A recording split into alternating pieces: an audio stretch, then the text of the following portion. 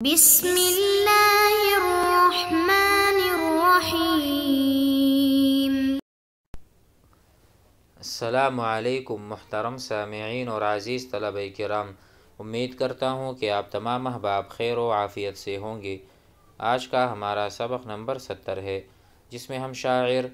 موسیٰ بن جابر کو پڑھیں گے۔ گزشتہ سبق میں بھی ہم نے انہی کے اشعار کو پڑھا تھا۔ آئیے اشعار پڑھتے ہیں اور اسے سمجھتے ہیں۔ وقال موسیٰ بن جابر اذا ذکر ابناء العنبریۃ لم تضق ذراعی والقى بسته من افاخر ہلالان حمالان في كل شتوة من الثقل ما لا تستطيع الأباعر۔ وقال أيضا ألم تر يا أني حميت حقيقتي وباشرت حد الموت والموت دونها وجدت بنفس لا يجاد بمثلها وقلت اطمئني حين ساءت ظنونها وما خير مال لا يقي الذم ربه ونفس امرئ في حقها لا يهينها۔ وقال أيضا ذهبتم ولثتم بالأمير وقلتم تركنا أحاديثا ولحما موضعا فما زادني إلا سناء ورفعة وما زادكم في الناس إلا تخضعا فما نفرت جني ولا فل مبردي ولا أصبحت طيري من الخوف وقعا۔ ترجمہ کرتے ہیں، وقال موسیٰ بن جابر ایضاً، اور موسیٰ بن جابر نے یہ بھی کہا، اذا ذکر ابناء العنبریۃ لم تضق ذراعی، جب عنبریہ کے دو بیٹوں جن کا نام ہے مرداس اور عامر، ان کا جب تذکرہ ہوتا ہے، اذا جب، ذکرہ تذکرہ ہوتا ہے، ذکر ہوتا ہے، ابناء العنبریہ عنبریہ کے بیٹوں کا، یہ اصل میں تھا ابنانی۔ ابنانی تثنیہ ہے، اور تثنیہ جب ہم تثنیہ کی اضافت کرتے ہیں کسی بھی چیز کی طرف، فعند الاضافۃ تسقط النون، نون تثنیہ ساقط ہو جاتا ہے، تو ابنانی العنبریہ تھا، اب بنا ابناء العنبریہ، مضاف مضاف الیہ۔ لم تضق ذراعی، تو میرا بازو تنگ نہیں ہوتا، جب بھی ان دونوں کا تذکرہ ہوتا ہے عنبریہ کے بیٹوں کا تو میرا بازو تنگ نہیں ہوتا، ذراع بازو، تضق تنگ نہیں ہوتا، ضاق یضیق سے ہے، ضاق الامر کوئی کام تھا وہ تنگ ہو گیا۔ وَأَلْقَى بِسْتِهِ مَنْ أُفَاخِرُ، آگے کہتے ہیں اور میں اس شخص کی پیٹھ سے ملتا ہوں جس کے ساتھ میں فخر میں مقابلہ کرتا ہوں، یعنی جب بھی ان کا تذکرہ ہوتا ہے تو میں نہیں گھبراتا، اور میں آدمی سے ایسے حالت میں ملاقات کرتا ہوں کہ وہ بھاگ رہا ہوتا ہے، یعنی اس کی پیٹھ میری طرف ہوتی ہے اور وہ بھاگ رہا ہوتا ہے اور میں اس پر وار کرتا ہوں یا میں فخر کرتا ہوں۔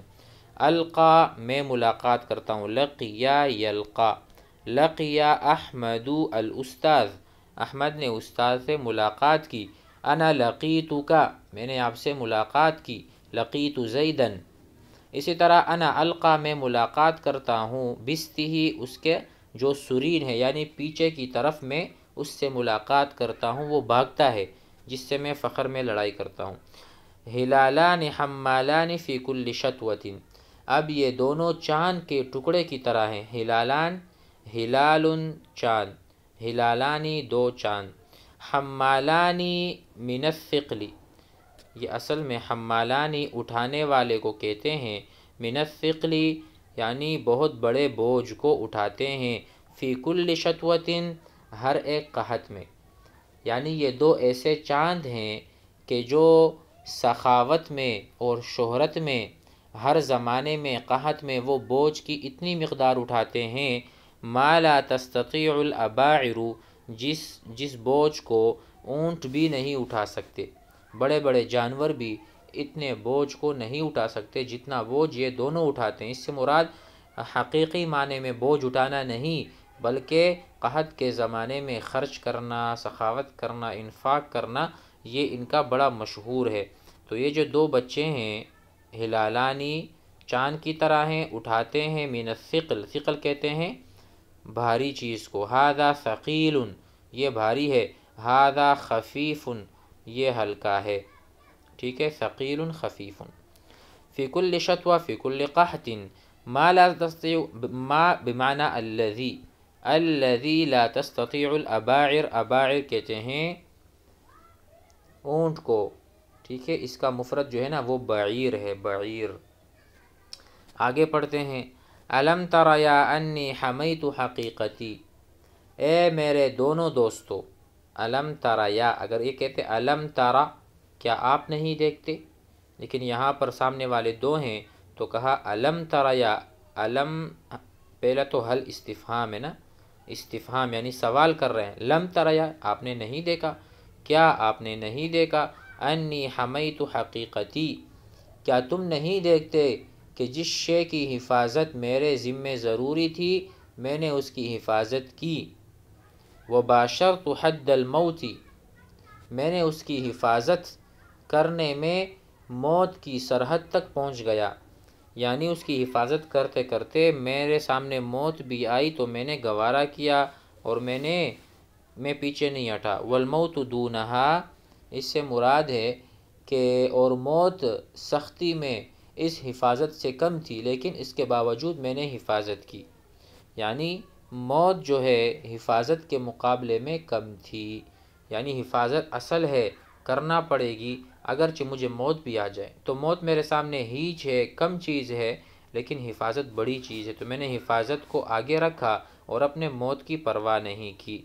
اپنے بارے میں کہتے ہیں الم تر یا، اے دونوں دوستو کیا تم نہیں دیکھتے، انی حمیت بمعنی حفظت،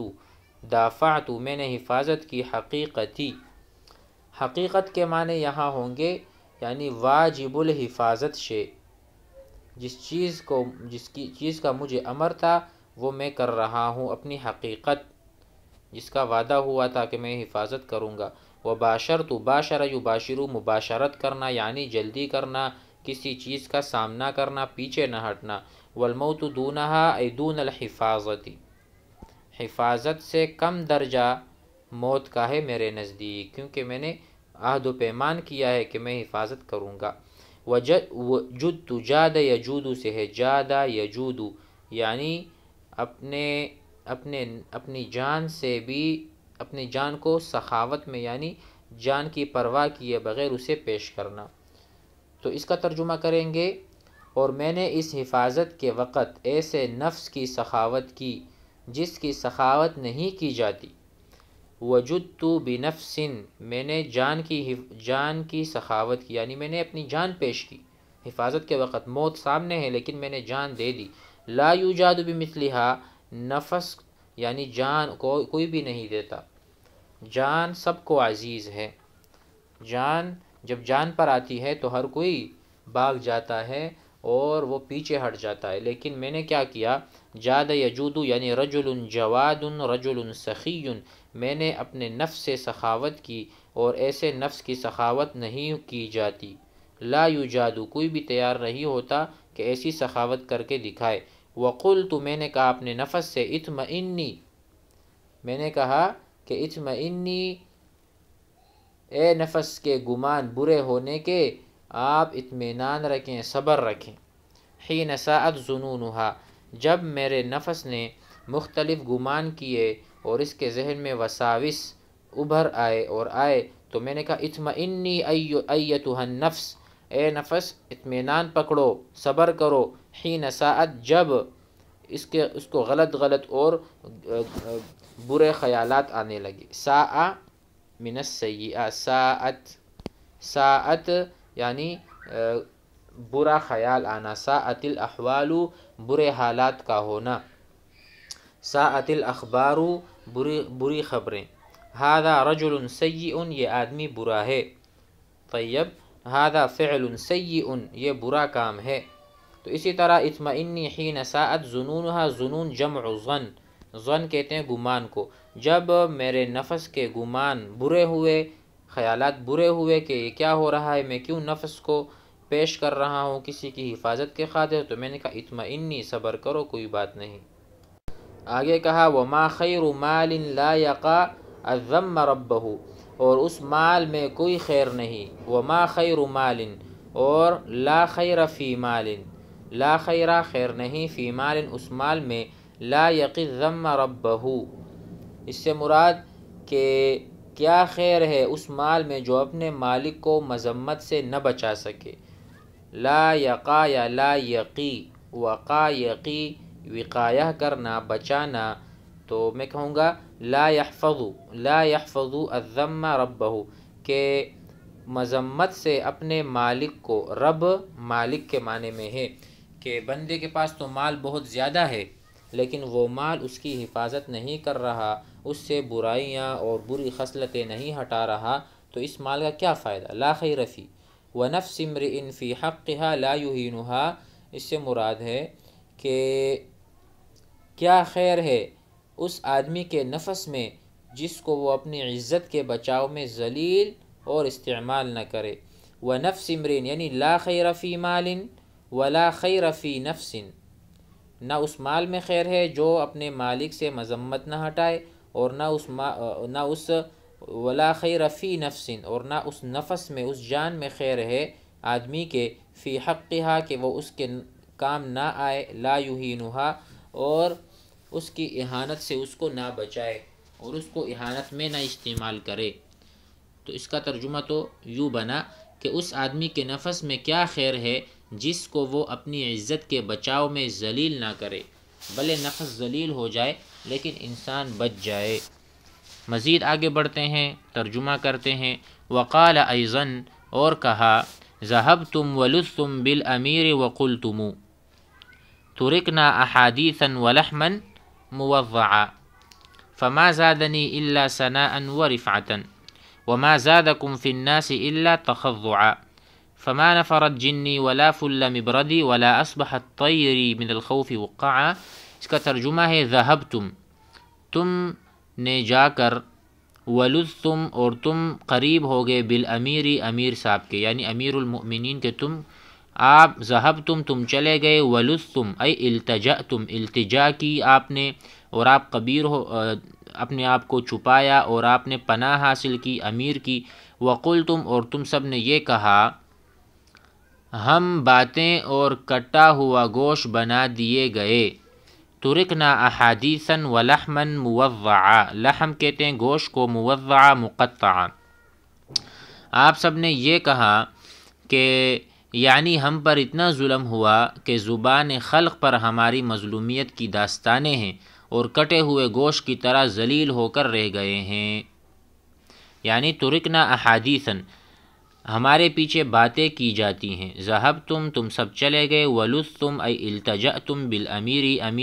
امیر المؤمنین کی پناہ میں آ گئے، لاذ یلوذ، لاذ یلوذ یہ استعمال ہوتا ہے لاذ بالمکانی، کسی جگہ پر پناہ لینا، لاذ بالرجل لاذ بالامیر یعنی اس کے پیچھے چھپ جانا۔ وقلتم اور تم نے امیر سے کہا، ترکنا احادیثاً ای مقولتاً،